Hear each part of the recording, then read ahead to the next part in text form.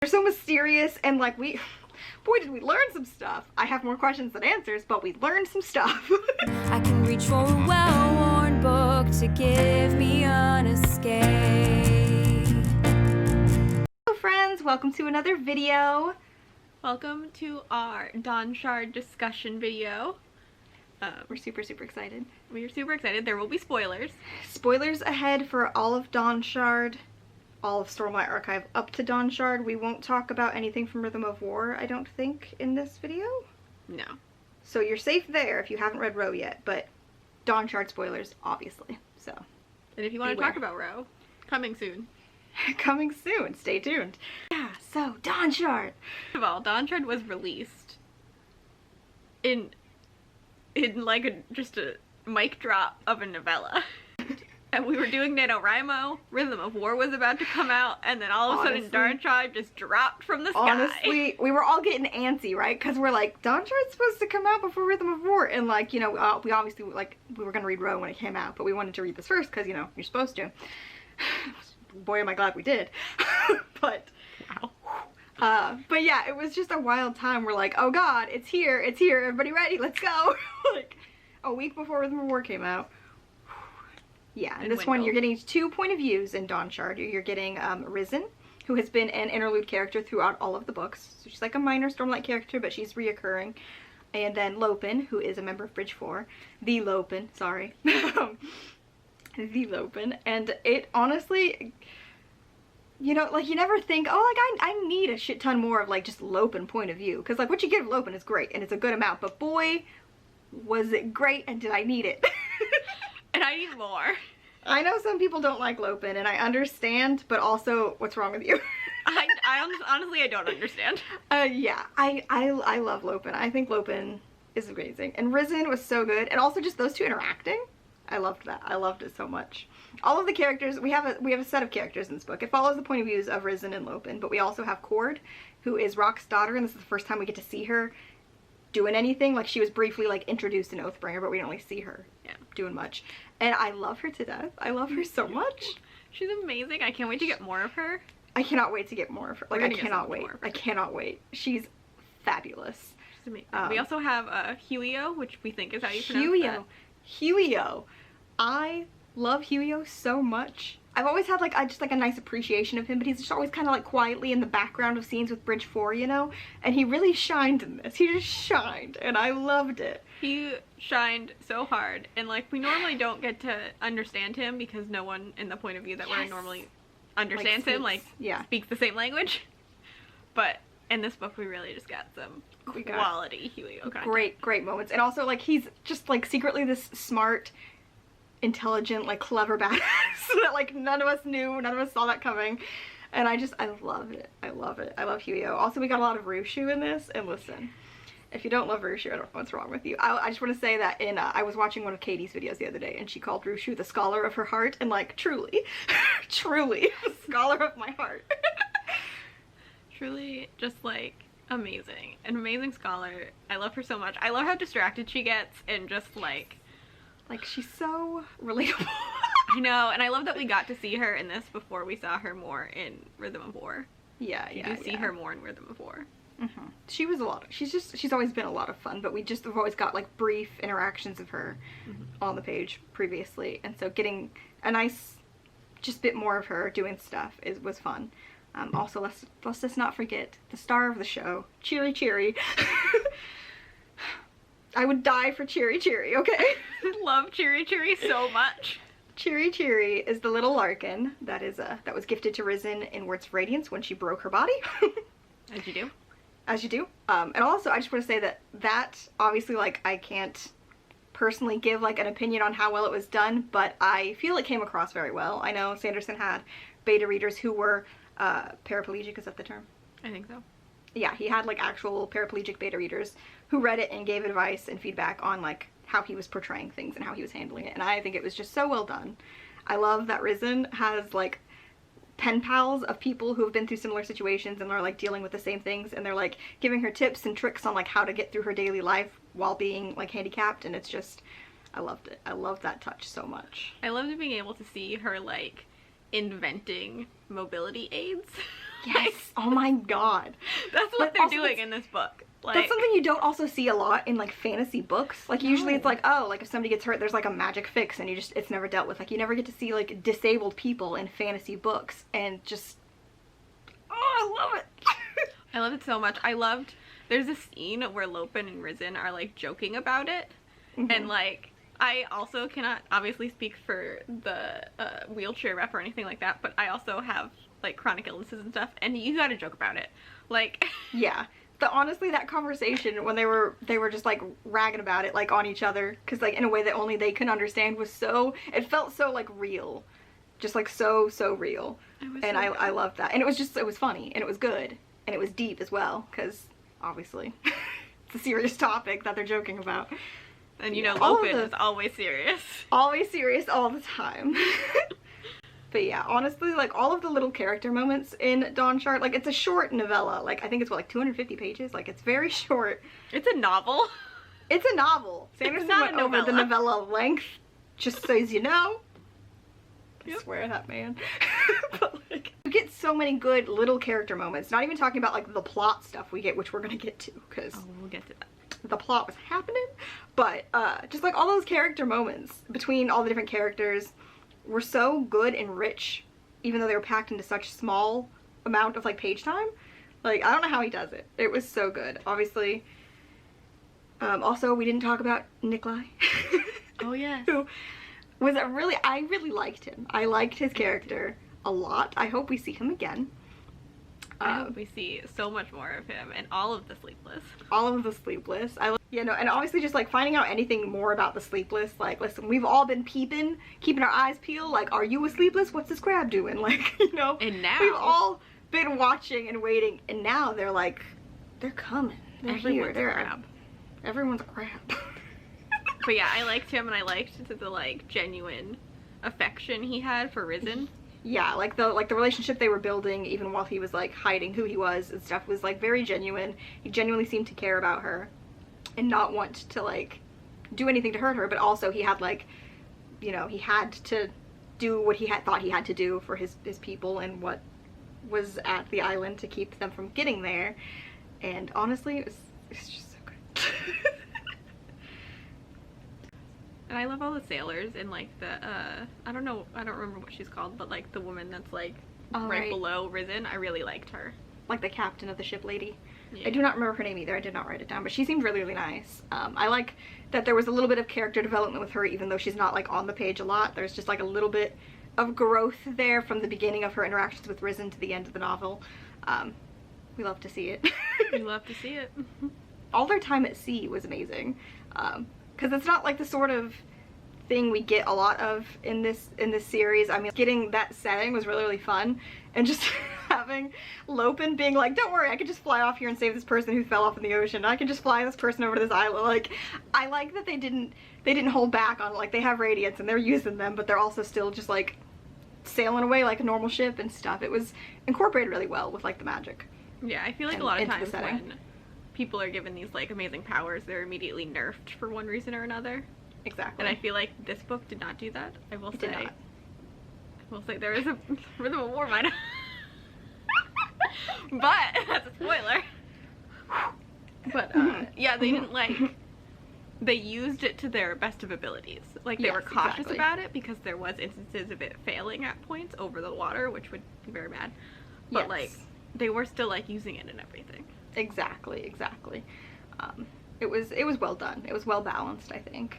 Yeah, and not even just the flying part, like also the adhesion part when he was like sticking people down so they didn't fall off. Sticking them to the deck so they weren't like sliding around and falling off the ship. Yeah, and I also love after Lopin does it, I think the captain lady, the person below Risen, is like, you could have done that the whole time. Why were you sliding around? And he's like, it was fun! Yeah, just the experience. I love Lopin. Honestly, I think Lopin's super, super fun. I think he brings something very special to like the different dynamics. Like at the very, very beginning of Dawnshard, when he's talking to the person from like the Reshi Isles, and he just flies them up to the thing, and obviously we get that like brief cameo of Callan being like, you didn't do anything bad, did you? He's like, no, I didn't do anything bad. I did what you told me to do. I gave them a tour.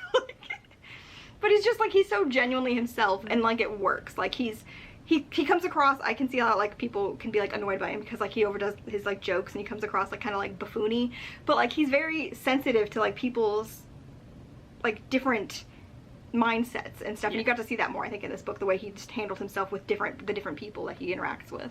Yeah, he's very like empathetic and like exactly. Like he comes across so lighthearted. A hint of trans king. We did. Dawnshard said trans rights. As did Rhythm of War. Yes, honestly, if you read Dawnshard and you didn't catch that when it talks about the king of the Reshi Isles and how he looks different now and he's a radiant and he's like healing into his correct. He's trans. He's trans. He was always trans and now he's, you know, healing into. It's beautiful. Like he always, you know, didn't act like he was supposed to and blah blah blah. Yeah. And now he can like. They always had him call him king, even though like he appeared to not be what you would think of a king and things like that. But like, so he was always trans and now he's healed correctly into what he sees himself as. And also now he's a fucking radiant. So if anyone radiant says, Dustbringer, right? Yeah. Says if you're like not trans, he'll just fucking blow them up. Which I'm a fan of. Give that power to every trans person. Trans Dustbringer army, let's go! Oh my god, amazing. There was so much, like I said, this was a small book, but there was so much good stuff thrown into it that I want to reread it immediately. I cannot wait to reread it. Obviously, like, the main plot of the book we're following is, like, Rizen's desire to go to Amia is because she wants to help Cheery Cheery. Her Larkin is appearing sick. She's not, like, eating the stormlight. She looks pale. She's, like, not showing any color. And so, like, her reasons for going on this trip are very selfish. She's like, I want to help my pet. Whereas, like, the reason the mission on itself is going is because, like, the Windrunners and Rushu and, like, all of the people Navani is sending are like, we gotta find an Oath Gate. They want to find the Oath Gate on Amia. There's a lot more going on Amia there's a lot. Than meets the eye. Which I love that plot point when they actually get to the island and they're like, oh, look at all this treasure we can get and like these things are fighting us and all this stuff, but it's like, that's not what's really happening. Like, not what's really happening at all. Gabriel's. The like information that we learn in this about how the stuff is like moving. The pairings of the different things, like how I love that Hyo just kind of like accidentally invents. Just accidentally breaks, fixes it. Yeah, he's like, look what I did, and then Lupin's like, you didn't do it, you broke it. And then later on Rushu's like, look what he did. He's like, oh, he fixed it by breaking it? Yeah. You're one of those people who really likes the Fabrial stuff and all that like science side of the magic system. Like we get so much information about that in Dawnshard. And obviously there's a lot more of that in Rhythm of War. There's so much. A lot more. But this is like a good primer to get you ready to just dive on into that, what you learn in Rhythm of War, because yeah. And I feel like they don't go as in-depth as they do in Rhythm of War on this particular section. No. No. Like, they go very in-depth into, like, how pairing the gems works and, like, to move them different directions and stuff. And yeah, the way aluminum affects it. It's very interesting. So yeah, when they obviously the whole time they're on the ship, mysterious things keep happening that keep making the sailors think everything's unlucky, that they need to turn around, they need to cancel the trip, the mission needs to be canceled. But Rizen's determined. She's like, I have to take Cheery Cheery to this place. This is the only hope I have of saving her. And so she's determined to keep them going. And so every time something happens, she finds a way to like fix it or convince the sailors that like it's fine, it's not unlucky. Like, look, we had this unlucky thing happen, but then this thing happened, or I turned this around and I made this deal. And honestly, she's a fabulous merchant. I love her. She is such a good businesswoman. She's so smart. She's so smart. I love her so much. She's just a businesswoman. She's grown so much from that girl who was like, look at this stupid grass. She's had so much growth. She's so good. I have all of these like mishaps on the ship, but they eventually make it to the island. They do. And all is not as it seems. All is not as it seems. Yeah, there's a scene that is just like truly horrifying. Another one. Like, I don't know how else to explain it. There's there's just like crabs bubbling out of the ocean and then onto the deck and then forming into people. And the mental image of that was just truly horrific. Like, the Sleepless are honestly just pretty horrific. We go into like, when you first see the Sleepless as, like, a humanoid person in Edge Dancer, it's creepy. It's pretty fucking creepy. But it doesn't, like, really get into it like it does here. We see all sorts of weird Sleepless stuff. It gets into it. it gets into it. Honestly, like, I'm here for it. I love it. I love learning more about them and seeing more of them because they're so mysterious, and like boy, did we learn some stuff. I have more questions than answers, but we learned some stuff. Yeah, and they're just so cool, like the idea that they're like all connected and everything, like the fact that they can all like communicate together as well, have like their own little crab council. Crab council. Crab council. Exactly. So yeah, we have super crab attacks happening. They get to the islands. Obviously, like, Rushu and Lopin go off and they think they've found stuff. And they're like, there's just gems everywhere. They're like, take what you can. And they think they found like all this treasure. But Lopin, being actually not stupid, was like, this ain't right. Yeah, I love the dynamic of Risen and Lopin figuring it out. Even though they're in separate places. When it's flashing back and forth to Risen and Lopin, because they're in separate places on the island when the stuff is happening, to make you believe you found a treasure and then you take it and leave and you don't really find the real secret. Lopin figures this out and shoves like Rushu in a hole and he's like, stay there, I gotta go. Like she's like, he's like, you don't understand what this means, and she's like, what do you mean? And he's like, everyone's in danger or they're gonna die. Yeah. And then she's like, oh, we found the Oath Gate, it was down here. And he's like, good, stay there, I gotta go. This is not correct. Crab monsters galore.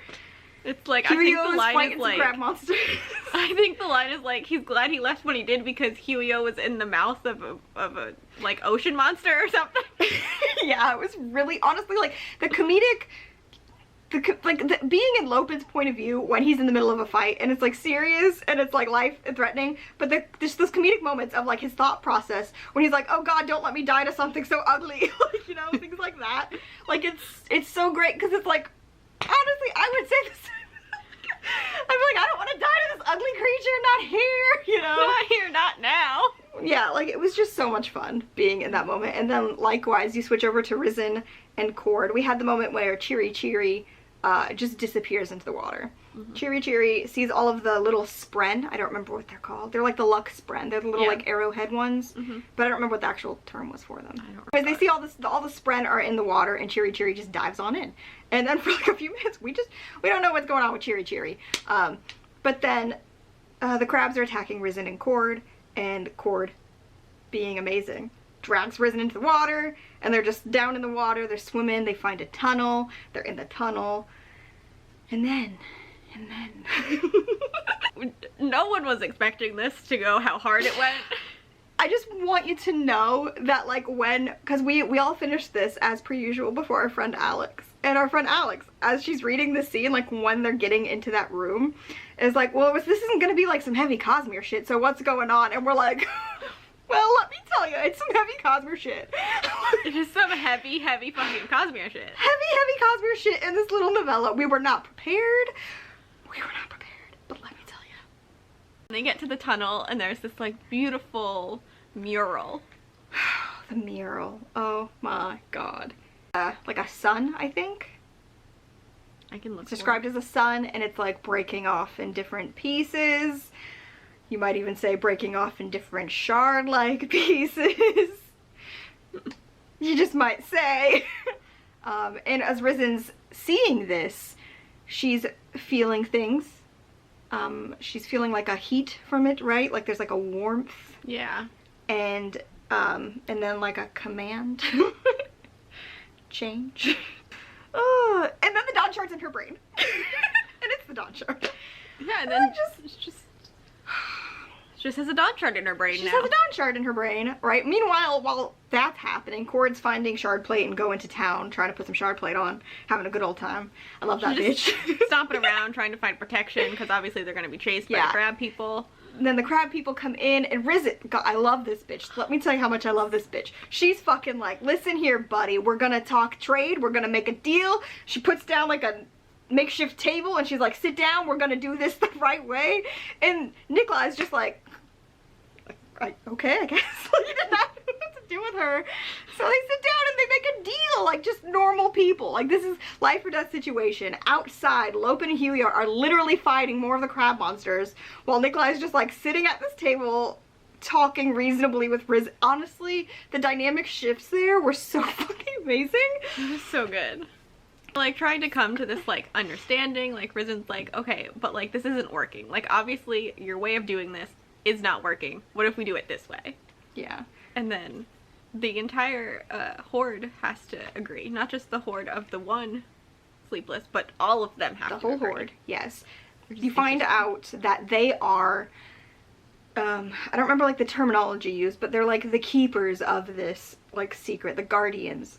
Previously the Larkins were the guardians of this, and the Larkins are pretty much no more. There's very few left, Cherry Cherry being one of them. We'll get to that. But yeah, so they're like guarding the secret of the Dawnshard, and when Nikolai realizes the Dawnshard's not in the mural, he freaks the fuck out. He's like, what the fuck did you do? And she's like, I don't fucking know, I looked at a wall. Like, I didn't do anything. I didn't do anything. But so the Dawnshard got absorbed in Risen's brain. It has this command change. We love a good shard command situation. I just find out that the Sleepless are not only not native to Roshar, but they are not just on Roshar. These are full Cosmere beings all throughout the system on the different planets, which makes my brain explode, because now I'm like, have we seen Sleepless on other planets and not known? Because they wouldn't look like Kremlings on other planets, because they would have evolved to look like what they need to on the planets. Apparently Sanderson, it's a fun side note, said that like in their original form they looked more like spiders. Hate it so much. I hate it. No, I hate that. Hate it. Put it in the trash. No. Crabs are much better than spiders. Thank you for the crabs. Thank you for the crabs. At the end of, like, they come to this agreement, and part of the agreement is that the Sleepless will be able to learn how to be human. Which is like, it doesn't seem like that big of a deal, but then like you really think about it. Yeah, there's a lot going on there. Like, I still haven't quite wrapped my mind around everything in that deal that they made. But yeah, Risen's, obviously also like the Sleepless are going to keep watching her, because now she is like the bearer of this Dawnshard. She can't use it as far as we know, but it's in her. And she has promised. She can't use it right now. Yeah, part of the deal was that she also couldn't swear ideal radiance while holding the Dawnshard. Yes, she cannot be radiant and hold the Dawnshard.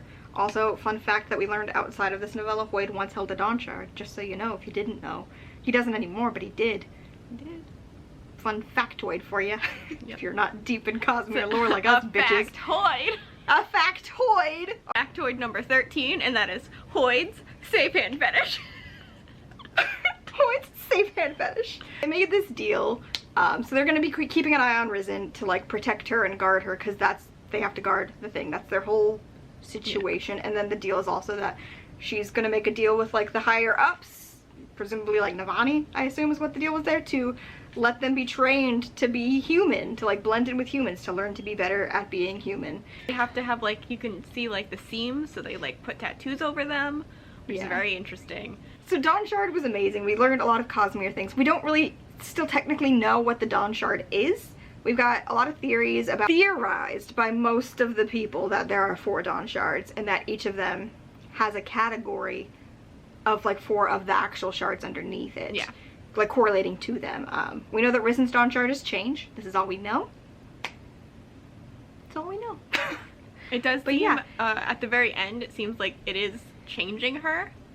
Yes. She seems to be able she's got like a heightening. She's got a heightening. She's seeing colors, she's hearing tunes better, she's tasting better tea, like all of her senses have been elevated after absorbing the Dawnshard. So that's interesting. That's an interesting thing there. Obviously, I think it's just the level of investiture of what she's holding. It seemed like they didn't think it would affect her at all, so it is interesting that it is affecting her. Yeah. Yeah, no, I have the feeling that the Sleepless that we're seeing don't know nearly as much as, like, they think they do. They know stuff, but I feel like they don't know as much as, like, we would think that they would, or that they think they do.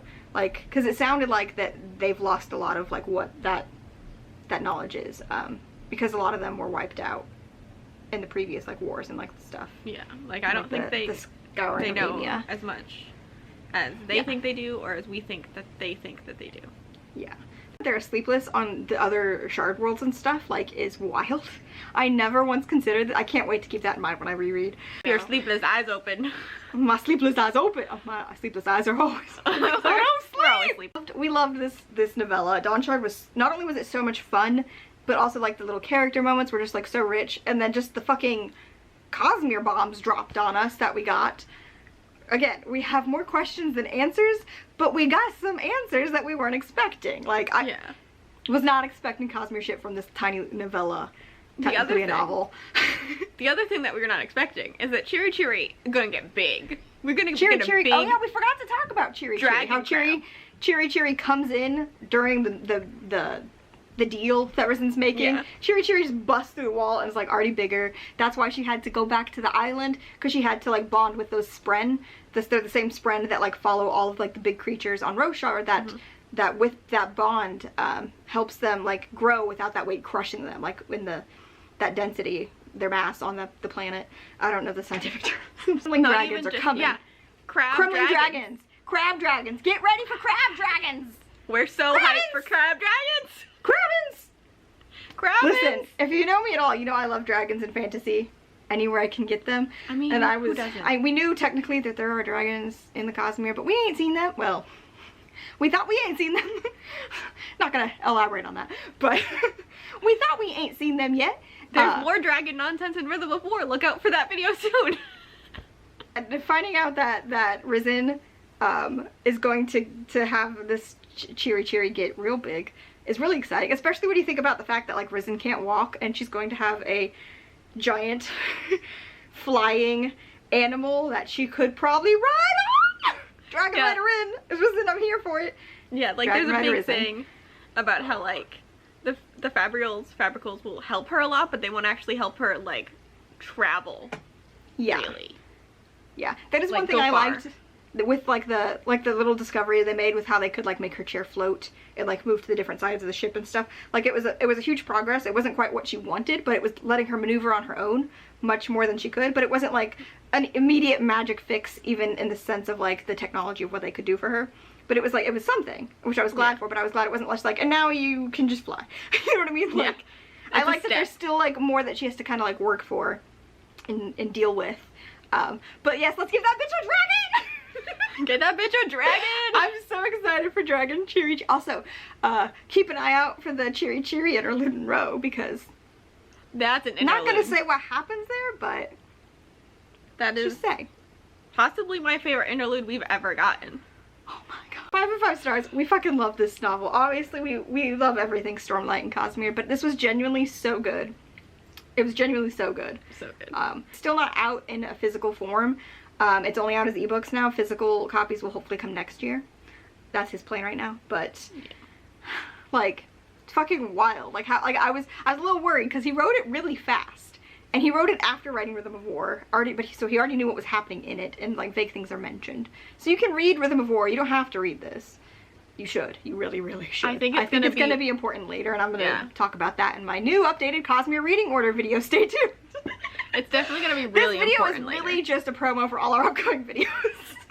Listen, we have a lot of Stormlight content. We have a lot to say. Anyways, we probably forgot to talk about things. If we did, let us know in the comments. The one thing we didn't talk about was Lopin's third ideal. Lopin swears his third ideal in this novella. First, Huio swears the third ideal first. And saves Lopin's ass. Lopin's on the ground without Stormlight, about to fucking die to crab monsters. And Huio's like, no you don't, bitch. Third ideal. I'm fabulous. I have a shard hammer. Love him so much.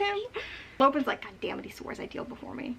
And Lopin has that moment when he goes back and he's like, he was trying so hard to swear the ideal during the fight because he was out of Stormlight. Like, he was trying. Wasn't happening, right? Stormfather's like, sorry buddy, not gonna happen. Not right now. And then 10 minutes later when he's like they're back on the ship, everything's fine, he just accidentally swears it and he's like, god damn it, Stormfather! It's so good. I just love his little interactions with the Stormfather, like, oh, now you're ready? The Stormfather's like, you weren't ready 10 minutes ago.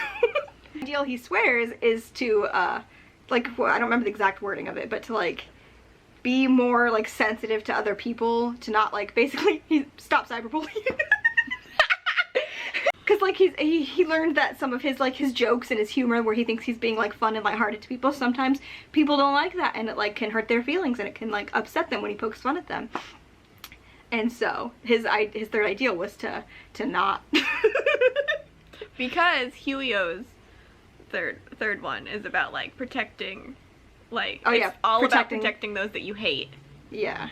Yep.